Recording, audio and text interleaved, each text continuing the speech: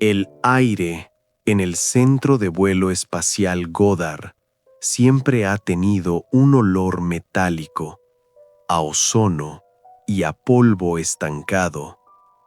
En 1992, yo era un engranaje nuevo, un técnico recién salido de la universidad, con la arrogancia de creer que los datos son la única verdad. Mi primera señal de que el mundo estaba roto no fue un informe clasificado, sino el estado físico de la doctora Penny Bradshaw. Ella no caminaba por los pasillos, se arrastraba, siempre pegada a las paredes, como si temiera que el centro del corredor fuera un abismo. Su piel tenía la textura del papel pergamino quemado.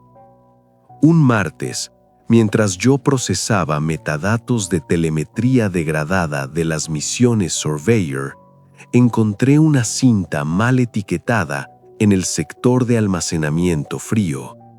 No tenía código de barras, solo una anotación manuscrita en tinta roja.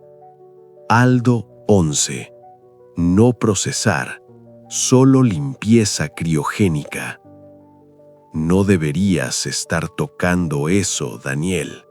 La voz de Bradshaw sonó como el roce de dos piedras. Me sobresalté.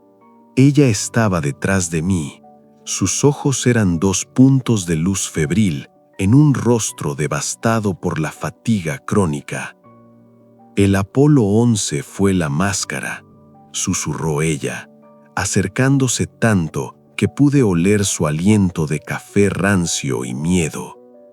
El módulo Aldo fue el bisturí. Lo enviamos antes, una operación negra en banda S. Queríamos saber por qué las misiones no tripuladas regresaban con los sensores de radio gritando. Mandamos a Aukler y a Smithson a morir en la oscuridad para que Armstrong sonriera a las cámaras en un set de seguridad. ¿Aldo? Eso no existe en los registros de logística, doctora, dije, sintiendo un tic nervioso en mi párpado izquierdo. Bradshaw se rió, un sonido seco que terminó en una tos violenta. Porque no encontraron rocas, muchacho. Encontraron una frecuencia, algo que reescribe la memoria. La NASA no mintió por orgullo nacional, mintieron por compasión. Hay verdades que actúan como un virus. Si la gente viera lo que hay en el cráter de la cara oculta, nadie volvería a mirar la luna sin querer arrancarse los ojos. Se alejó sin decir más, dejándome con el archivo 011-tape en las manos. El metal de la cinta se sentía extrañamente frío, una temperatura que parecía drenar el calor de mis dedos. Esa noche, el turno nocturno convirtió la oficina en un acuario de sombras. Busqué a Frank Pérez. Frank no era solo un informático, era un parásito del hardware, un hombre que conocía cada debilidad de los servidores de la Junta. Frank, necesito que corras esto en un terminal aislado, le dije, arrojando la cinta sobre su escritorio. Bradshaw dice que es el aterrizaje real. Dice que es una infección. Frank me miró con una mezcla de cinismo y curiosidad. Sus dedos, amarillentos por el tabaco, bailaron sobre el teclado. «Ah, el prisma del mito», dijo Frank, mientras el monitor parpadeaba en un verde enfermizo. «He visto fragmentos de los metadatos. La seguridad es pésima porque nadie quiere entrar aquí. Los que saben lo que hay prefieren olvidar que tienen las llaves». El archivo comenzó a cargarse. Error en el frame 001. Datos corruptos detectados. La imagen era un grano grueso de 16 milímetros, Una tormenta de estática blanca que parecía formar patrones geométricos si la mirabas demasiado tiempo. Aquí a Eau Claire, entrando en la zona de sombra, la señal es una música control. ¿La oyen? Es la voz de mi madre. La voz del astronauta en el audio era una distorsión metálica, pero el sentimiento era de una alegría aterradora. Negativo, Aldo 11. Regresen. La lectura de radiación está fuera de escala. Es una orden. El control de misión sonaba desesperado, distante. Vimos cómo las cámaras de los astronautas se enfocaban en una abertura en la roca. No era una cueva natural. Las paredes eran perfectamente lisas, de un material que parecía absorber la luz de sus linternas. Y en el centro, flotando en un vacío de nitidez absoluta, estaba el prisma.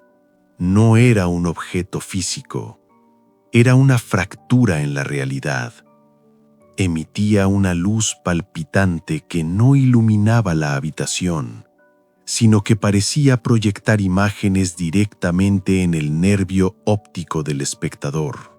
«Daniel, mira el reflejo en el monitor», susurró Frank.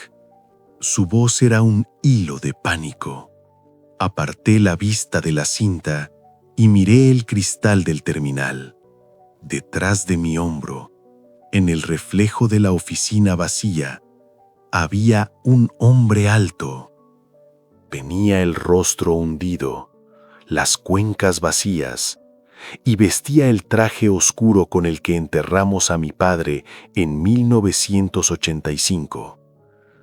El hombre que me había roto las costillas a los 10 años estaba allí, su mano espectral extendiéndose hacia mi nuca.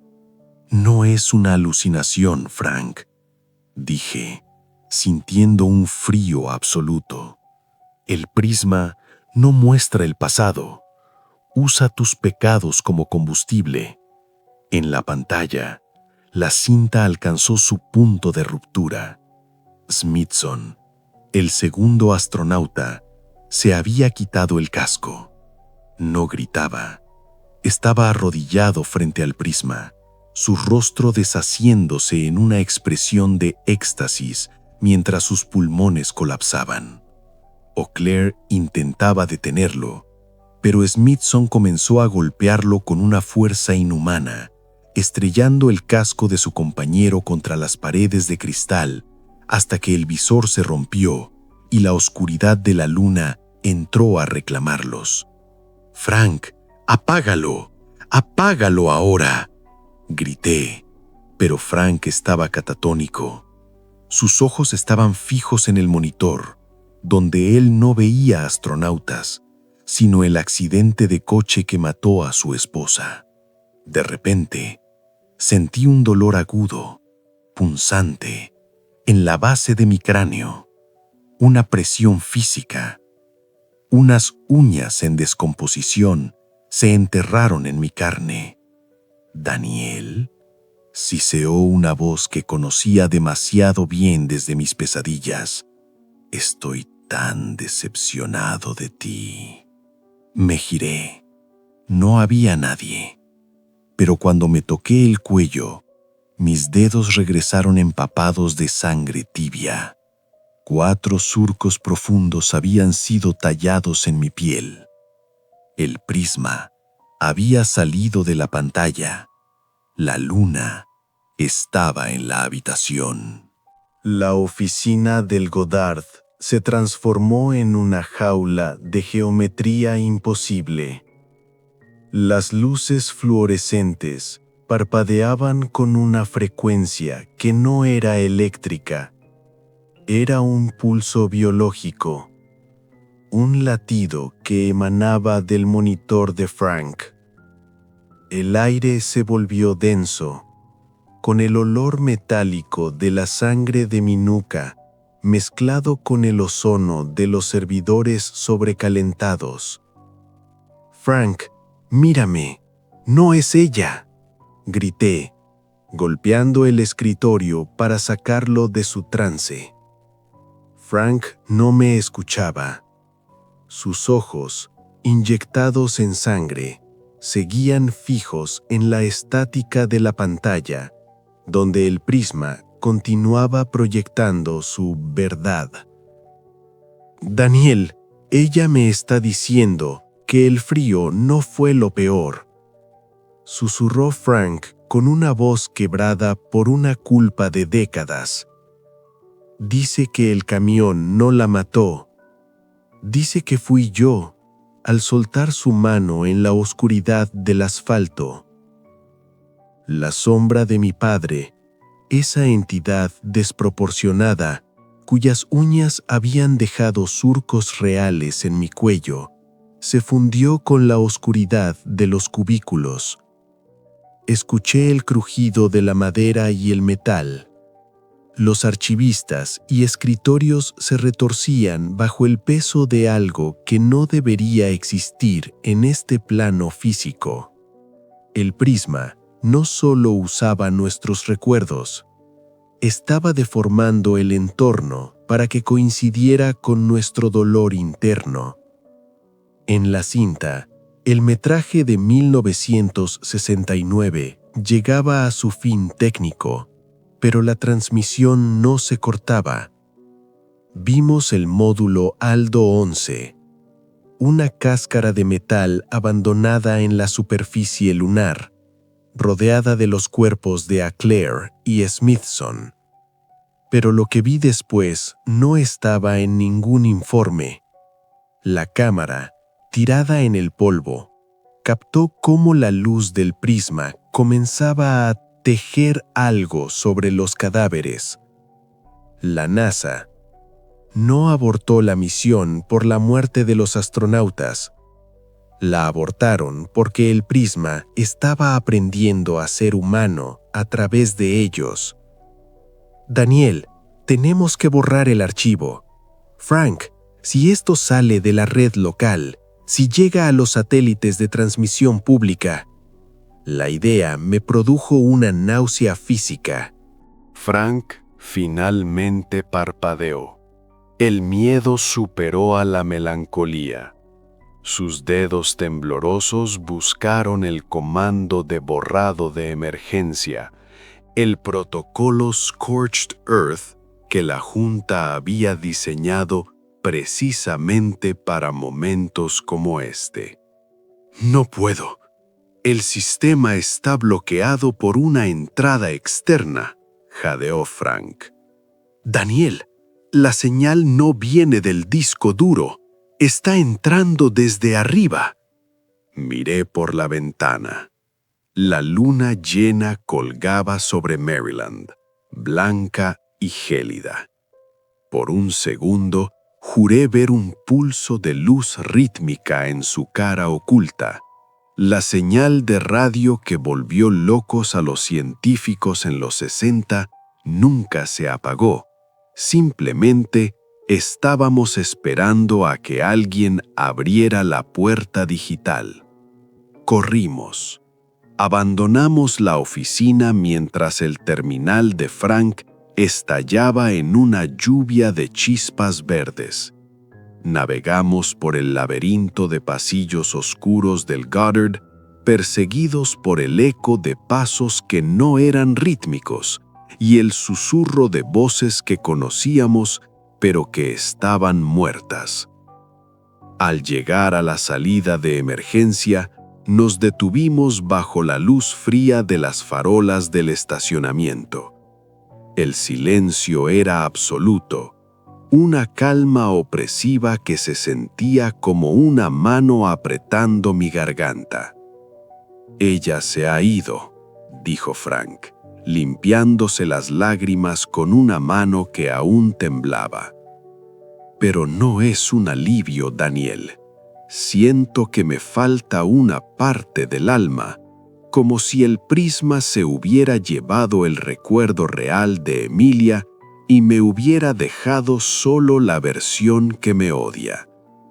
Toqué las heridas de mi nuca. La sangre se había secado, pero la piel se sentía diferente, como si tuviera una quemadura de memoria que nunca sanaría. Bradshaw tenía razón. Somos esclavos de su perspectiva. Entendí entonces la verdad final. La NASA no falsificó el alunizaje para ganar una carrera espacial con los rusos. Lo hicieron para crear un escudo de ficción. Neil Armstrong y Buzz Aldrin fueron héroes no por caminar en la Luna, sino por aceptar ser los protagonistas de una mentira necesaria que protegiera a la humanidad de la verdad que Eau Claire y Smithson descubrieron en la oscuridad. El mundo necesita creer en el polvo gris y las banderas de seda, porque si supieran que allí arriba hay un prisma que se alimenta de lo que más tememos, nadie volvería a dormir en paz bajo su luz. Frank y yo nunca hablamos de esa noche. Él se retiró poco después, sumido en un silencio que ni siquiera el alcohol podía romper. Yo sigo aquí, analizando archivos, fingiendo que los fallos en las transmisiones son solo estática solar y no los gritos de algo que intenta recordarnos quiénes realmente somos. A veces, cuando camino hacia mi coche a medianoche, siento una mirada en la nuca. No miro atrás. Sé que mi padre está allí, esperando en el reflejo de algún cristal, esperando a que vuelva a mirar hacia arriba. La NASA no nos mostró las imágenes reales porque el universo es un lugar indiferente y cruel, y la Luna no es un satélite, es un espejo que no nos permitimos mirar. Transmisión recibida. Has llegado al final de esta frecuencia, pero la señal de radio Sci-Fi 88.7 nunca se detiene. ¿Te atreves a sintonizar más historias? Suscríbete para no perderte la próxima transmisión de horror cósmico.